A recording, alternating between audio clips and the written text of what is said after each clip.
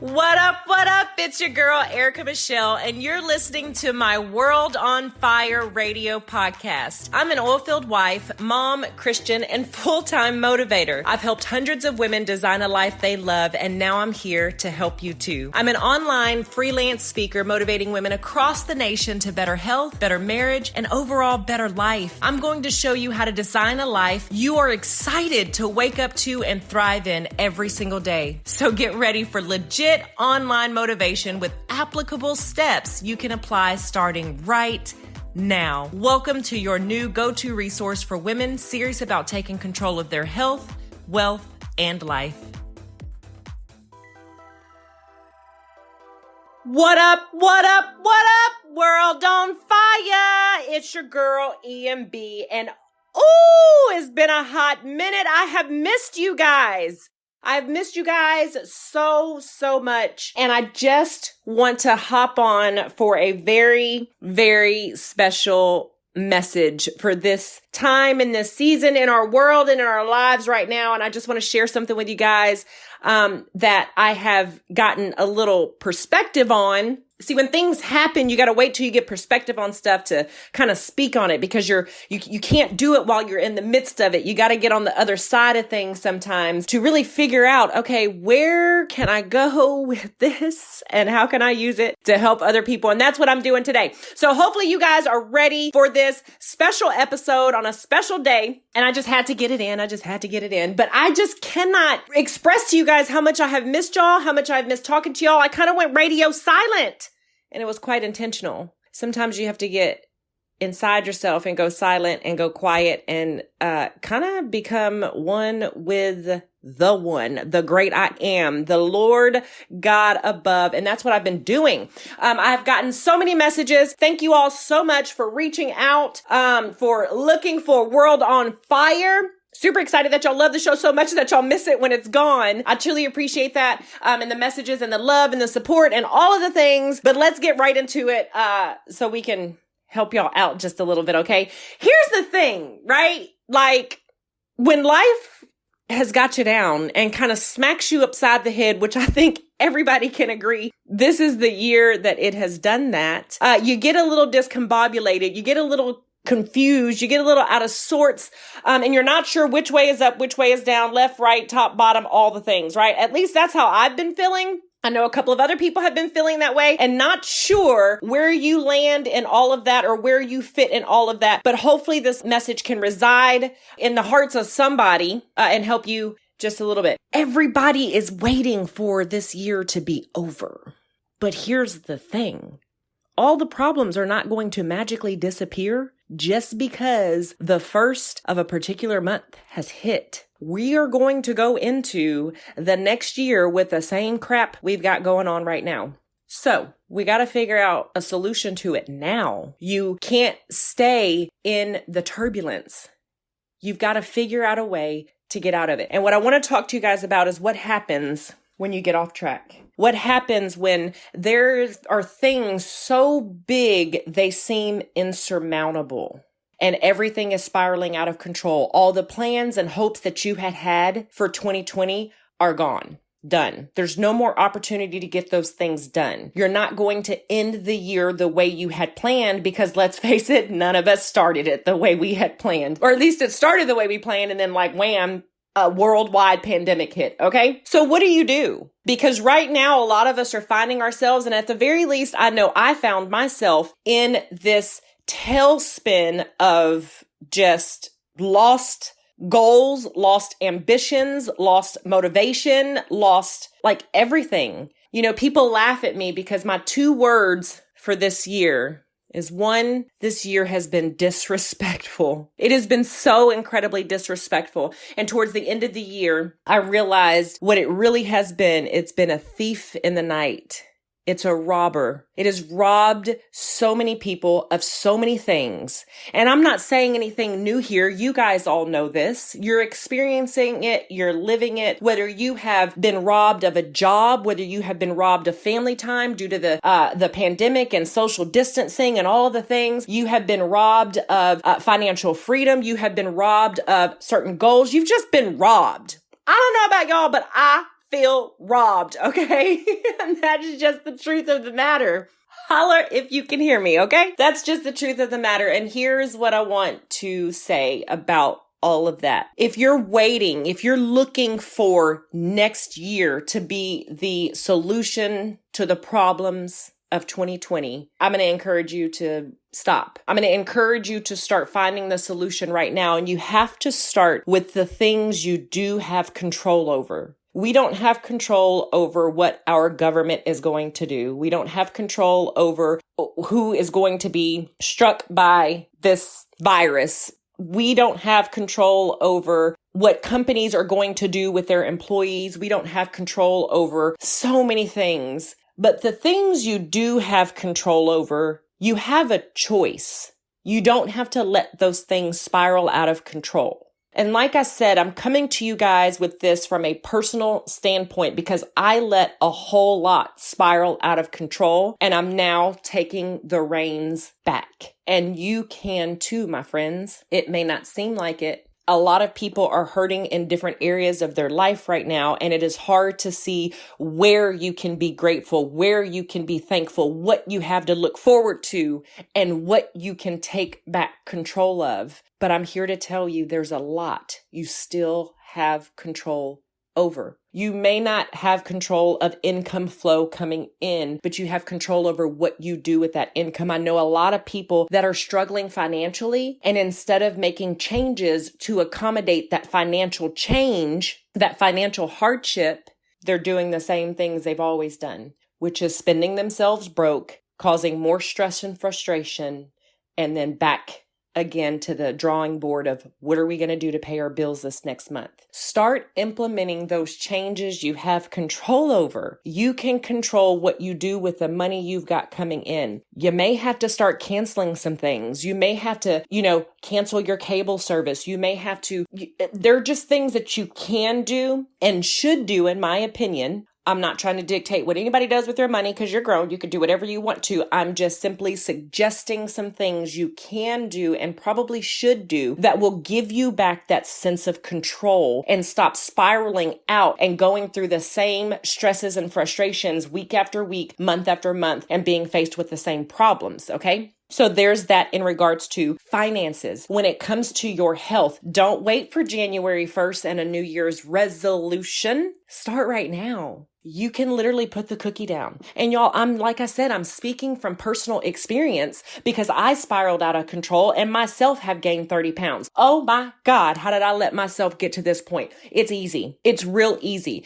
And what it is you start letting the things you can't control impact the things that you can, and you start telling yourself you can't control that either. It's a lie. It's a straight up lie. And you have to get out of that vicious cycle and get back into problem solving mode. So you may not be able to control if you can go to the gym right now, but you can get up and go outside. You can go into your living room. You can do jumping jacks, push-ups, and all sorts of other things just with your body weight alone. You may not be able to buy all organic foods or so on and so forth, but it also doesn't mean that you have to buy all the box food or the fast food or the junk food or the eating out, which also fuels the financial struggle. Because the more you eat out, the more money you're spending, the worse you're feeling. It's a vicious cycle. And a lot of us have been in it because we are trying to find any and everything. We're trying to cling to all the things that we can that just bring us happiness and joy. But if you really take a step back and look at it and think about it, it's not bringing you happiness and joy, because most of the people that I talk to are miserable with where they are in their weight loss goals. They are miserable with where they are in their financial goals. They are miserable with where they are in their business goals. Any of those goals and those things you had planned and hopes and aspirations you had planned for 2020, everybody is miserable in them right now. So what we're clinging to is a false sense of happiness. And we have got to get out of that to take back control and get a hold of those reins and literally start going into problem solving mode and doing things that are true happiness and not a false sense of happiness. I know a lot of people are waiting for the turn of the year. I know a lot of people are thinking, 2021 has got to be better than 2020. But what if it isn't? What if it's the same? What if it's just more of the same? And I don't mean to be a Debbie Downer, but there are things going on that are outside of our control right now. And if you go into 2021 with the same solutions you've had for 2020, guess what? You're going to be miserable a whole nother year. And that's a choice you have to make for yourself.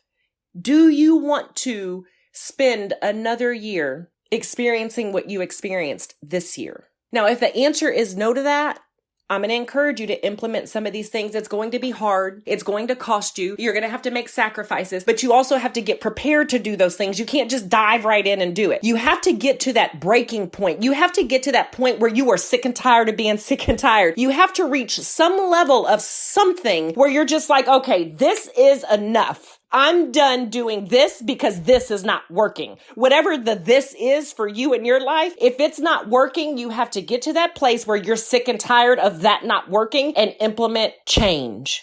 And that change can start right now. But here's a couple of things you have to do before you reach that change. And I'm going to go with a weight loss goal because that's what's easy for me right now because it's what I just got on the other side of. So I'm going to go with that. But this can apply to anything, right? You can apply this, like I said, to your financial goals, your weight loss and wellness goals, your employment goals, whatever it is, you can apply these same measures. Okay. So the first thing you need to do, and this is what I suggest.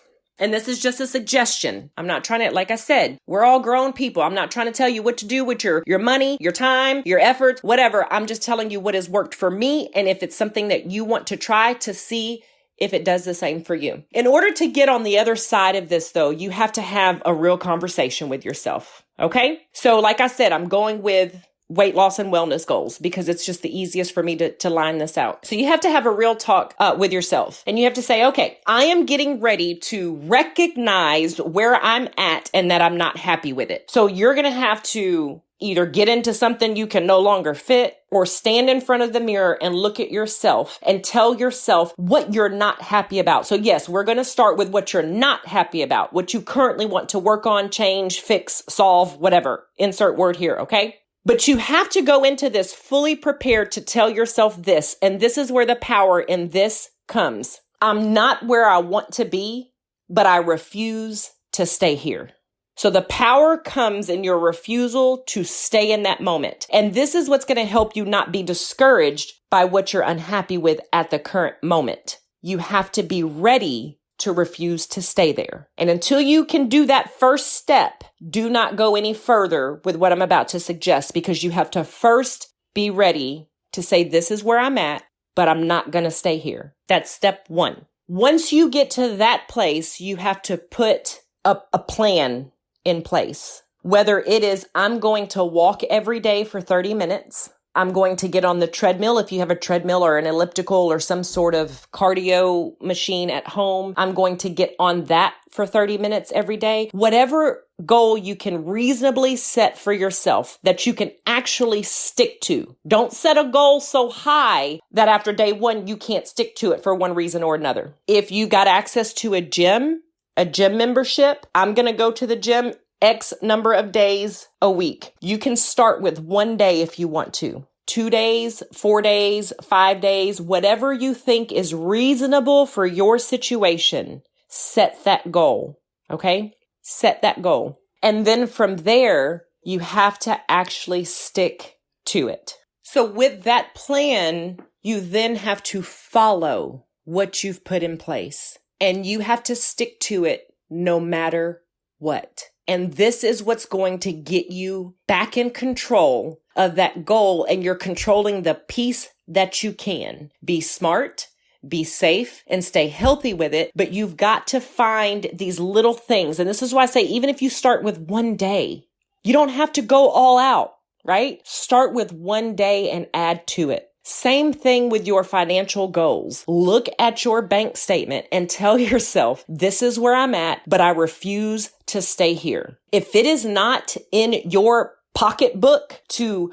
go shopping or to take trips or to whatever, don't do them. Sacrifice and have self-control today so that you can make it to see another day. I was having this conversation with a friend of mine and it's so, this hit me. And I'm like, most people will not sacrifice their livelihood for the sake of their livelihood. People spend themselves broke at the end of the year for a false sense of what a holiday means. And it makes no sense. It makes no sense that we've let society commercialize a holiday to a point that we feel inadequate if we can't go all out commercially for a holiday that has nothing to do with buying presents. For some reason, our world has made that about that, and we find ourselves depressed, sick, discouraged, disheartened when we can't buy all the things for our children.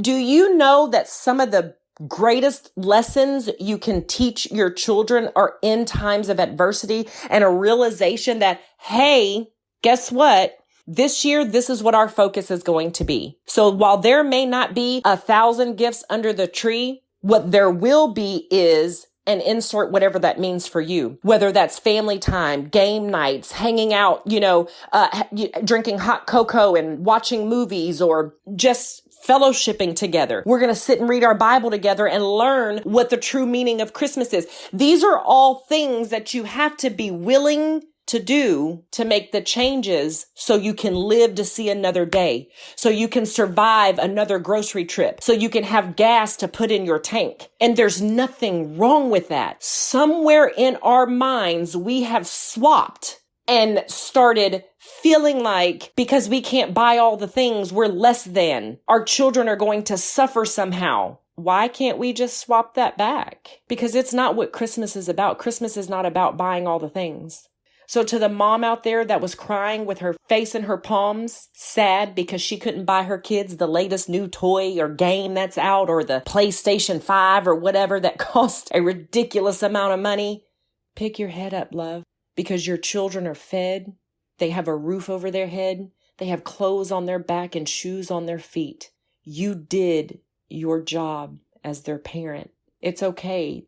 Children will survive not getting the latest toy. What they may not survive is your heartbreak. That's going to have a deeper impact on them than not getting the toy. Somewhere along the lines, we've got to have a mind switch about things when there's struggle. Struggling is a part of everyday life for everyday people. And what you teach your kids in that struggle is what will carry through with them when they are adults and they're experiencing a struggle. They're experiencing a hardship. They're experiencing failure because of things out of their control. So that's a little bit about the financial aspect of these things. We're not willing to sacrifice temporary happiness and materialistic possessions for longevity in our livelihoods. But what I want to encourage you to do is be okay. Be okay with that shift. Be okay with this year is just a rough year. Be okay with you may not get a PlayStation 5 this year. But guess what? When they're cheaper a year from now, you kind of made out in the smart way. You didn't have to pay the full price for it. Somebody's going to be selling it because their kid is going to be over it and not want to play it anymore because they're going to be on to the next new thing. Do you know what I'm saying? This can literally apply to anywhere. So that first step, this is where I'm at, but I refuse to stay here. The second step, put a plan in motion. Write it down, line it out, do whatever you got to do, whatever that looks like for you. Budget. There are so many budgeting apps and budgeting spreadsheets and budgeting YouTube videos and all sorts of stuff. Work out a plan. There are all sorts of at-home workouts, at-home things that you can do, at-home meal planning tutorials on YouTube. You can find literally anything on YouTube, y'all. Put it into place and execute. Execute, execute, execute. And when you get back that control, you're going to feel true happiness, not the false sense of it. You're going to start feeling more empowered. You're going to start feeling more productive. And guess what? When you feel like that, you're going to want to do more. You're going to feel encouraged to do more. You're going to feel encouraged to add on. You're going to start seeing the results of those sacrifices you've put in place. And it's going to start making you feel better. You're going to start being more productive, and that is going to set you up for a year that recovers you from this one. And that is what I wanted to share with you guys. You don't have to wait until January 1st to see what's going to happen. You don't have to wait for this year to be over to try to figure out how you're going to survive the next year. Because bottom line is we have no idea where things are getting ready to go. And if you don't figure something out now, you're going to have another year just like this one. So that's what I have for you guys today. I want to encourage you to empower yourself. Take back control of what you can and do something about it. Because while there's a whole lot we can't do anything about, you've still got some things you can do something about. And I just want to encourage you to focus on those things. Sometimes you have to go inside of a bubble. People laugh at me and I joke with them all the time. And I'm like, let me stay in my bubble. It's safe and perfect here in my little bubble. Sometimes you have to go inside of your own little bubble and you have to just make it with everything that you can. But it's going to take sacrifice. It's going to take hard work. It's going to take a mind shift. It's going to take just some changes, but you have to be willing to make those changes. And the power is in, this is where I'm at, but I refuse to stay here. So when life knocks you down, that's how I encourage you to get back up. That's it for another episode of World on Fire Radio. I've got some incredible ideas lined up for you guys in this upcoming year. Hopefully this helps you end your year on a positive note with some ideas in mind to make a shift happen and to just take back control in your life, whatever that looks like for you. I'm Erica Michelle Best, and I'll see you on the flip side. Thanks for tuning in to another free episode of World on Fire. Now don't forget to subscribe to the show wherever you listen to podcasts so you never miss an episode. And while you're there, it would knock my socks off if you would leave a review if this episode served you. I promise to read each and every comment, and if you share with me on Instagram, I'll share it too. See you on the flip side.